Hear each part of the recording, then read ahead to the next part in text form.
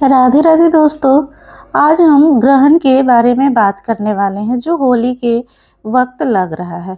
वर्ष का दूसरा ग्रहण लगने जा रहा है और इस बार यह है चंद्र ग्रहण जो कि लगने वाला है फागुन मास की पूर्णिमा को। दिन और कुछ ही समय में यह चंद्र ग्रहण का समय पास आ रहा है।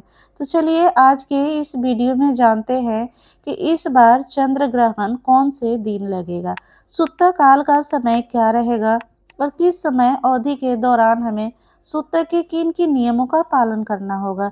इस सब विषयों पे आज हम बात करते हैं और हम आपको यह भी बताएंगे कि यह चंद्र ग्रहण कहाँ पर लग रहा है। तो चलिए इस बार चंद्र ग्रहण कब है, यह विशेष वीडियो आरंभ करते हैं। इस बार आने वाला चंद्र ग्रहण लग रहा है 3 मार्च 2026 मंगलवार के दिन। यह फागुन मास की पूर्णिमा के अवसर पे आने वाला पूर्ण चंद्र ग्रहण है और इस वजह से ग्रहण के चरम समय के दौरान चंद्रमा पृथ्वी की छाया से पूर्ण रूप से ढक जाएंगे। छाया के भीतर स्थित चंद्रमा का भाग मात्र पृथ्वी के वायुमंडल से अपवर्तित सूरज के प्रकाश से ही प्रकाशित होगा और यह लाल रंग का दिखाई देगा और इसलिए इस बार के चंद्र ग्रहण को ब्लड मून भी कहा जा रहा है। इस बार के चंद्र ग्रहण की पूर्ण अवधि 57 मिनट 27 सेकंड की रहेगी और यह चंद्र ग्रहण भारत सहित अनेक देशों में दिखाई देने वाला है। इस बार का चंद्र ग्रहण लगेगा पूर्वी एशिया, दक्षिणी पूर्वी एशिया, ऑस्ट्रेलिया, प्रशांत महासागर और उत्तर अमेरिका के अधिकांश हिस्सों के साथ साथ दक्षिण अफ्रीका के कुछ उत्तरी क्षेत्रों में भी यह चंद्र ग्रहण दिखाई देगा। अगर भारत की बात की जाए तो पूर्वी और उत्तर पूर्वी भारत के कुछ हिस्सों में पूर्ण चंद्र ग्रहण दिखाई देगा और भारत के अधिकांश हिस्सों में आंशिक चंद्र ग्रहण दिखाई देगा, जबकि पश्चिम भारत में उपछाया चंद्र ग्रहण ही दिखाई देगा। यानी कि उस स्थान पर चंद्र ग्रहण समाप्त होने के बाद चंद्र उदय होने वाला है। अधिकांश चंद्र ग्रहण यूरोप, पश्चिम एशिया, अफ्रीका, अंटार्कटिका महासागर, हिंद महासागर और ध्रुवीय क्षेत्रों में भी दिखाई देगा।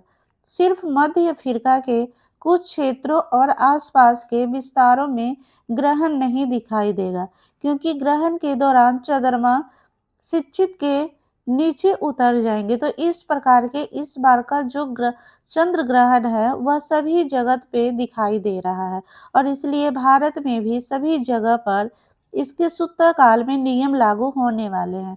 तो इसलिए ध्यान रहे, इस बार के चंद्र ग्रहण में हमें हर प्रकार की सावधानियां बरतनी होगी। इस बार जो चंद्र ग्रहण लग रहा है उसमें सुत्ता का समय शुरू हो जाएगा सुबह 9:39 से और यह सुतक समाप्त होगा शाम 6:46 पर। सुत्ता काल वह समय होता है जब चंद्र ग्रहण या सूर्य ग्रहण लगने से 9 घंटे पहले का समय माना जाता है और वह अत्यंत अशुभ काल होता है। उस समय के चंद्र अंदर कोई भी शुभ मांगलिक कार्य नहीं किए जाते हैं। इस समय के दौरान अधिक से अधिक भगवान के पवित्र नामों का जप किया जाता है, दान दिया जाता है। सुत्ते के दौरान किसी भी प्रकार का भोजन नहीं बनाया जाता है और खाया भी नहीं जाता है। लेकिन विशेष परिस्थितियों में जो बच्चे हैं, वृद्ध हैं, बीमार हैं, गर्भवती महिलाएं हैं, उनके लिए सुत्ता काल का आरंभ होकर दोपहर में 3:28 से और यह पूरा होगा शाम 6:46 तक। तो इस समय दौरान ही उन्हें सुत्ता काल के सभी नियमों का पालन करना होगा। इस दिन चंद्रोदय का समय है शाम 6:26। तो चलिए जो पूर्ण चंद्र ग्रहण है वह शाम को 6:26 से शुरू हो जाएगा और शाम 6:46 तक वह समाप्त हो जाएगा। तो स्थानीय ग्रहण जो है उसकी अवधि 20 मिनट 28 सेकेंड की मिल रही है।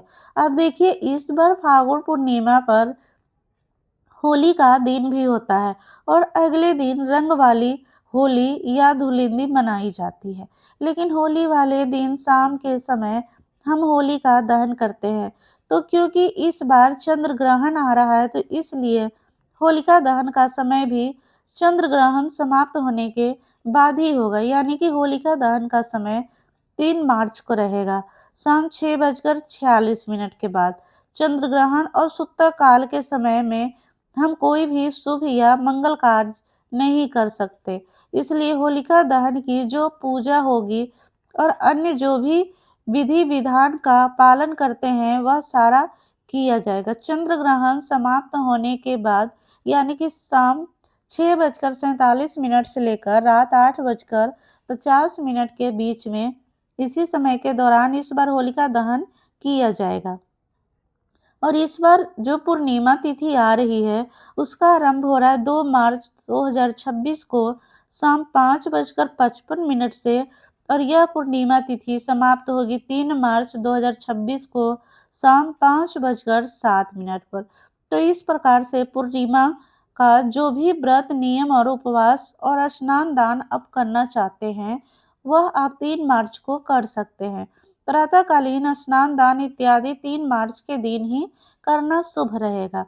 लेकिन 3 मार्च को क्योंकि चंद्र ग्रहण का समय है, इसलिए उस दिन पूर्णिमा के अवसर पर आप सत्यनारायण भगवान की कथा नहीं कर सकते, लेकिन आप अधिक से अधिक भगवान के पवित्र नामों का जप कर सकते हैं, उपवास का पालन कर सकते हैं और दान दे सकते हैं, क्योंकि ग्रहण के समय के दौरान दिया गया दान मनुष्य के अक्षय पुण्य फल की प्राप्ति कराता है और यह अत्यंत पुण्यशाली माना जाता है। ग्रहण के समय में जितना अधिक से अधिक आध्यात्मिक कार्य और साधना की जाती है उसका अनंत गुना अधिक फल प्राप्त होता है। और इस बार का चंद्र ग्रहण पूर्ण लगने वाला है और वह भारत में भी दिखाई देने वाला है, तो इसलिए विशेषकर गर्भवती महिलाओं को विशेष ध्यान रखने की आवश्यकता होगी। अगर बहुत जरूरी नहीं है तो आदर्श स्थिति यह होती है कि वह घर में ही रहे। अपने गर्भ की रक्षा के लिए संगीत भगवान नरसिंह देव से प्रार्थना करें।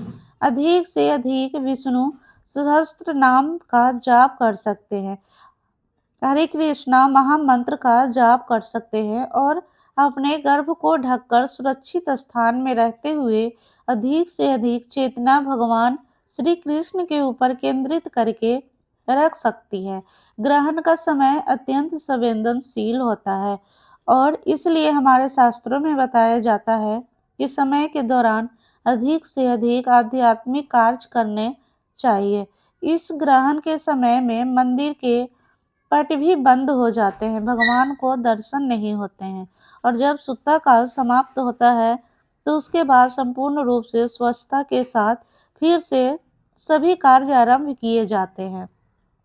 इस चंद्र ग्रहण में भी कुछ विशेष नियमों को हमें पालन करना होगा। अगर आप इन नियमों के बारे में जानना चाहते हैं तो नीचे कमेंट बॉक्स में लिखकर हमें बताएं। अगर आपकी इच्छा हुई तो इस चंद्र ग्रहण में क्या करें और क्या ना करें, इस पर भी हम एक विशेष वीडियो लेकर आएंगे। अगर इस ग्रहण से जुड़े हुए आपके और कोई भी प्रश्न हो तो भी आप हमें नीचे कमेंट बॉक्स में लिखकर बता सकते हैं। अगर वीडियो अच्छी लगी हो तो वीडियो को लाइक कर देना और ऐसे ही वीडियो सुनने के लिए आप हमारे चैनल को सब्सक्राइब कर देना और बहुत सारे लोगों को शेयर भी कर दीजिएगा, ताकि उन्हें भी पता चले कि ग्रहण के बारे में हमें क्या क्या करनी चाहिए। तो चलिए आज का वीडियो यहीं समाप्त होता है, फिर मिलते हैं कोई नई वीडियो के साथ। तब तक के लिए स्वस्थ रहिए, सुरक्षित रहिए। धन्यवाद।